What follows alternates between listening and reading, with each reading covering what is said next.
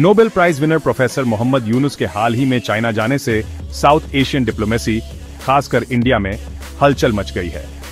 Micro finance और social business में अपने काम के लिए जाने जाने वाले यूनुस चीनी ऑफिसर्स और बिजनेस लीडर्स से मिलने के लिए इस खास ट्रिप पर गए थे। हालांकि यह विजिट इकोनॉमिक कोऑपरेशन और डेवलपमेंट की बातचीत के लिए था, लेकिन इसके मायने सिर्फ फाइनेंशियल ट्रांजैक्शन से कहीं आगे तक जाते हैं। इस विजिट का टाइमिंग और कॉन्टेक्स्ट यूनुस के रुतबे और असर के साथ दिल्ली में लोगों को सोचने पर मजबूर कर दिया है और इंडिया के स्ट्रेटेजिक इंटरेस्ट पर इसके असर के बारे में ध्यान से जांच करने के लिए प्रेरित किया है। यूनुस का चाइना जाना ऐसे समय में हुआ है जब साउथ एशिया का जियोपॉलिटिकल माहौल थोड़ा अस्थिर है।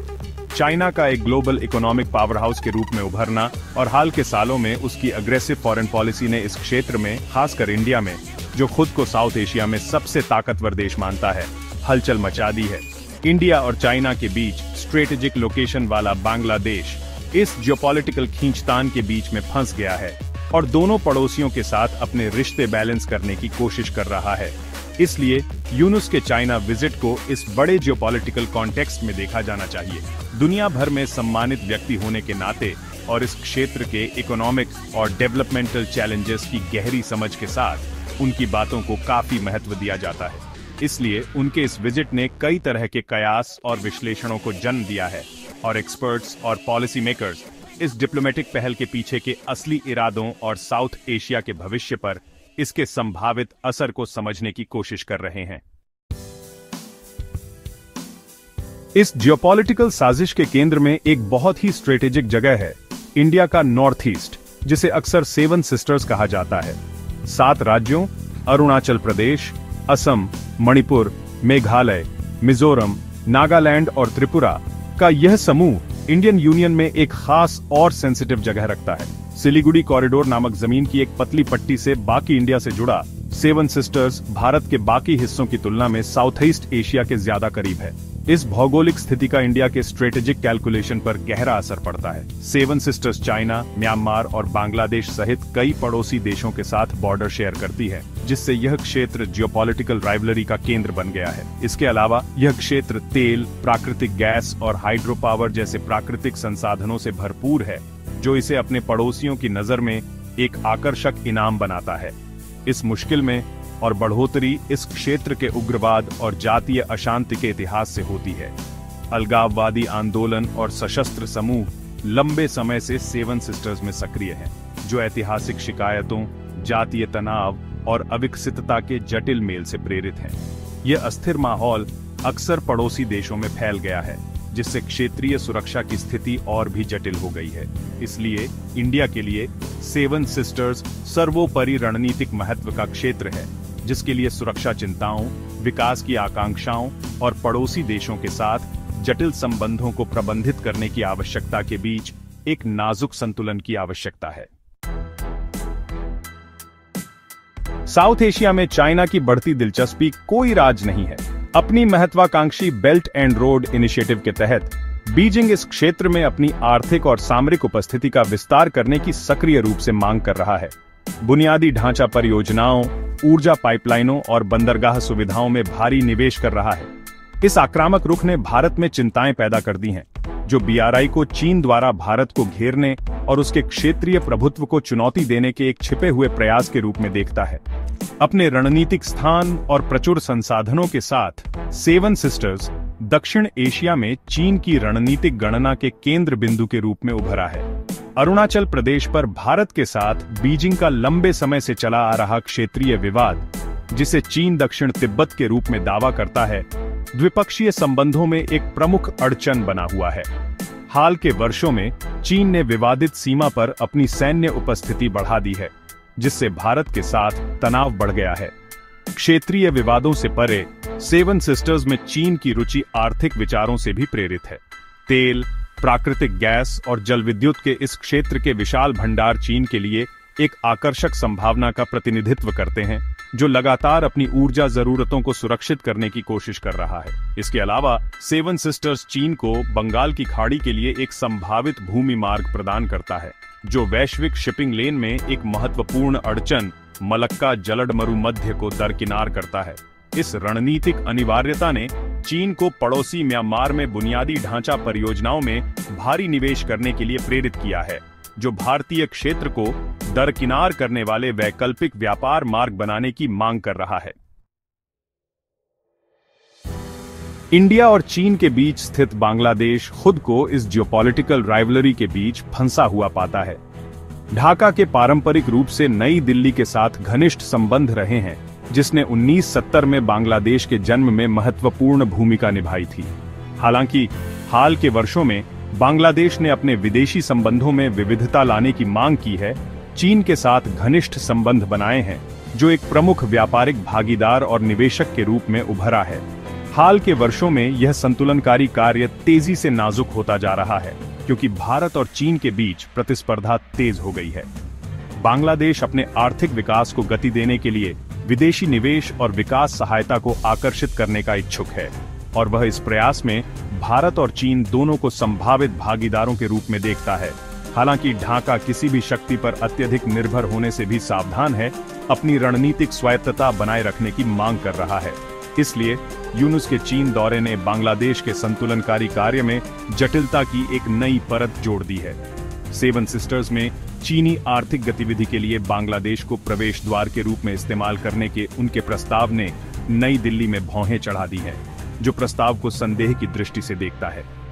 भारत किसी भी ऐसे कदम से सावधान है जो अपने संवेदनशील पूर्वोत्तर क्षेत्र में चीन के प्रभाव को बढ़ा सके, इस डर से कि यह अलगाववादी आंदोलनों को बढ़ावा दे सकता है और उसके सुरक्षा हितों को कमजोर कर सकता है। दूसरी ओर बांग्लादेश अपने रणनीतिक स्थान का अपने लाभ के लिए लाभ उठाने का इच्छुक है, खुद को दक्षिण एशिया को दक्षिण पूर्व एशिया से जोड़ने वाले एक प्रमुख पारगमन केंद्र के रूप में स्थापित करना चाहता है। सेक्शन 5 पहल के पीछे यूनुस के इरादों को समझना। भारत के पूर्वोत्तर क्षेत्र के विकास में चीन को शामिल करने की प्रोफेसर मोहम्मद यूनुस की पहल ने एक भयंकर बहस छेड़ दी है, जिसमें विश्लेषक और नीति निर्माता उनके उद्देश्यों और उनके प्रयास के संभावित परिणामों का विश्लेषण कर रहे हैं। जबकि यूनुस ने अपनी पहल को विशुद्ध रूप से आर्थिक बताया है, जिसका उद्देश्य गरीब क्षेत्र का उत्थान करना और क्षेत्रीय सहयोग को बढ़ावा देना है, संशयवादी इसे अधिक सन की दृष्टि से देखते हैं, छिपे हुए एजेंडे और अनपेक्षित परिणामों के बारे में चिंता जताते हैं। सतह पर यूनुस का प्रस्ताव सामाजिक चुनौतियों का समाधान करने के लिए सामाजिक व्यवसाय की शक्ति में उनके गहरे विश्वास में निहित प्रतीत होता है। बांग्लादेश में सूक्ष्म वित्त के परिवर्तनकारी प्रभाव को प्रत्यक्ष रूप से देखने के बाद यूनुस सेवन सिस्टर्स के लिए एक समान मॉडल की कल्पना करते हैं, जहां रोजगार सृजित करने, बुनियादी ढांचे में सुधार और जीवन स्तर को ऊपर उठाने के लिए चीनी निवेश और विशेषज्ञता का उपयोग किया जा सकता है। उनका तर्क है कि इस क्षेत्र का विकसित होना अस्थिरता और संघर्ष का नैबोधन है और स्थायी शांति प्राप्त करने के लिए आर्थिक सशक्तिकरण आवश्यक है। हालांकि यूनुस की पहल के आलोचक दुनिया के अन्य हिस्सों में चीन के ट्रैक रिकॉर्ड की ओर इशारा करते हैं, जहां इसके निवेश अक्सर उच्च लागत पर आए हैं, जिससे कर्ज जाल, पर्यावरणीय क्षरण और स्थानीय संप्रभुता का क्षरण हुआ है। उनका तर्क है कि सेवन सिस्टर्स में चीन की रुचि मुख्य रूप से रणनीतिक विचारों से प्रेरित है और कोई भी आर्थिक लाभ गौण होने की संभावना है।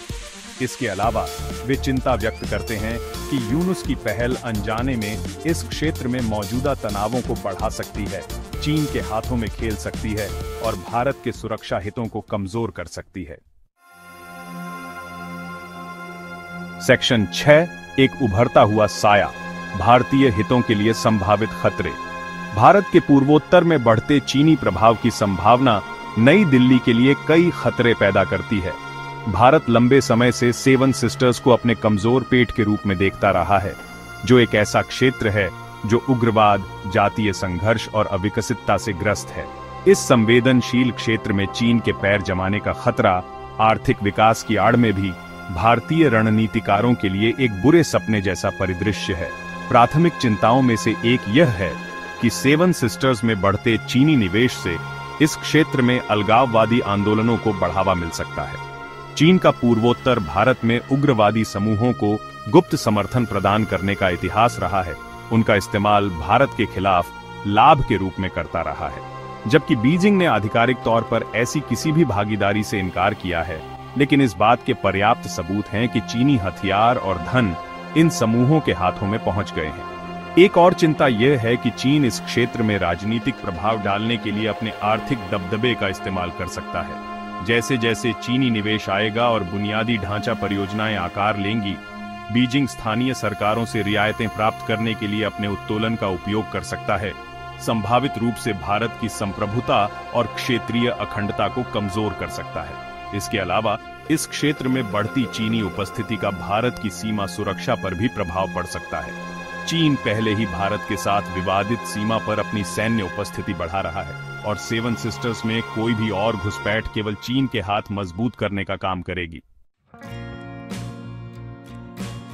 खंड 7 भारत की प्रतिक्रिया, रणनीतिक अनिवार्यताएं और नीति विकल्प। इसके पूर्वोत्तर में विकसित हो रहे हालात भारत के सामने एक जटिल और बहुआयामी चुनौती पेश करते हैं, जिसके लिए एक कैलिब्रेटेड और बहुआयामी प्रतिक्रिया की आवश्यकता होती है। नई दिल्ली अपने घर के आंगन में चीन के बढ़ते प्रभाव से उत्पन्न संभावित खतरे को नजरअंदाज नहीं कर सकती है, लेकिन उसे तनाव को बढ़ाने और चीन और बांग्लादेश दोनों के साथ अपने संबंधों को खतरे में डालने से बचने के लिए सावधानी से चलना चाहिए। भारत के प्राथमिक उद्देश्यों में से एक सेवन सिस्टर्स में आर्थिक विकास में तेजी लाना होना चाहिए। अविकसितता इस क्षेत्र की कई समस्याओं का मूल कारण है, जिसमें उग्रवाद, गरीबी और अवसरों की कमी शामिल है। बुनियादी ढांचे, शिक्षा और रोजगार सृजन में निवेश करके भारत एक अधिक समृद्ध और स्थिर पूर्वोत्तर बना सकता है, अलगाववादी आंदोलनों की अपील को कम कर सकता है और इस क्षेत्र को बाहरी प्रभाव के प्रति कम संवेदनशील बना सकता है। विकास पहलों के अलावा भारत को पूर्वोत्तर में अपने सुरक्षा तंत्र को भी मजबूत करना चाहिए। इसमें सीमा सुरक्षा को मजबूत करना, सशस्त्र बलों का आधुनिकीकरण और खुफिया जानकारी एकत्र करने की क्षमताओं में सुधार करना शामिल है। भारत को राजनयिक माध्यमों से इस क्षेत्र में चीनी प्रभाव का मुकाबला करने के लिए भी काम करना चाहिए। इसमें अपनी चिंताओं को दूर करने के लिए बांग्लादेश के साथ जुड़ना शामिल है। साथ ही चीन को यह स्पष्ट करना भी शामिल है कि भारत की सुरक्षा को कमजोर करने के किसी भी प्रयास को बर्दाश्त नहीं किया जाएगा। खंड 8 आगे का रास्ता, कूटनीति, विकास और क्षेत्रीय स्थिरता। भारत के सामने पूर्वोत्तर में जो चुनौतियां हैं वे दुर्गम नहीं हैं। एक बहुआयामी रणनीति अपनाकर जो विकास, कूटनीति और सुरक्षा को प्राथमिकता देती है, भारत क्षेत्रीय स्थिरता और सहयोग को बढ़ावा देते हुए अपने हितों की रक्षा कर सकता है। इसके लिए एक सूक्ष्म और व्यावहारिक दृष्टिकोण की आवश्यकता है। भारत के मूल राष्ट्रीय हितों को दृढ़ता से बनाए रखते हुए सभी हितधारकों की वैध आकांक्षाओं को पहचानना। संवाद और कूटनीति भारत के दृष्टिकोण की आधारशिला होनी चाहिए। नई दिल्ली को आपसी सम्मान और समझ की भावना से चीन और बांग्लादेश दोनों के साथ जुड़ना चाहिए। चिंताओं को दूर करने और विश्वास निर्माण करने की कोशिश करनी चाहिए।